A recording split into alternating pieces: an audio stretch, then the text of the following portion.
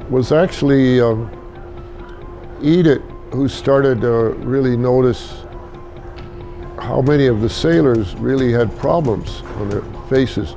I'm Olasz Harken. I'm an academic dermatologist, works at an academic institute. I'm seeing patients and then do some research as well. My research interest has been the last 10 years is high-risk skin cancer in transplant patients.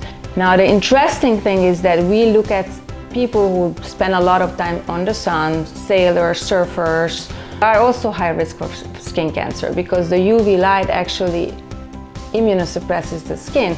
So this is actually a very similar population. Her colleagues at the hospital, the first thing they said is, "You are not going out with a sailor, are you?"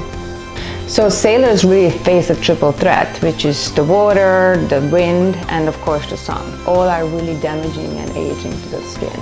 So when we get in a boat or somewhere, we generally will grab what's the easiest available sunscreen. So we can be handed a yellow tube, a green tube, somebody's white tube, and those tubes will all be mixed in a drawer somewhere in the boat. So from the very beginning, I knew what I wanted in this sunscreen. I wanted a sunscreen that was very, very water resistant and only contains physical filters. Why? Physical filters are the titanium dioxide and the zinc oxide. They have the best spectrum to reflect the light. They're the best UV filters. And not just that, but because they're not chemical UV filters, they don't have any other harmful effects. So those were my priorities. An all physical sunscreen that is really water resistant and stays on the skin for a long time. But then it wasn't only just the sunscreen protection, it was what happens after the sunscreen?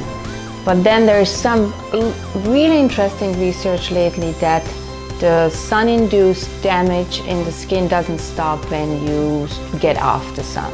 So what Yale researchers found that basically there is this direct damage of your cells, what happens while you're in the sun, and there's some oxidative damage, which is that indirect damage.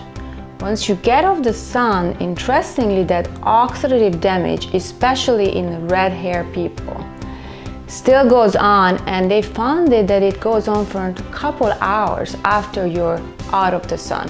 And they call it the dark damage because it happens so-called in the dark, not in the sun. So she is also creating a type of moisturizer after lotion to put on the skin to preserve it. So Harken Derm, I think about it as like a marriage in a bottle. It's a marriage between a sailor and a dermatologist. So Harken and dermatology, and that's how the name was created. We try to make the best of everything. So we're trying to make this the best sunscreen for its use in this type of environment.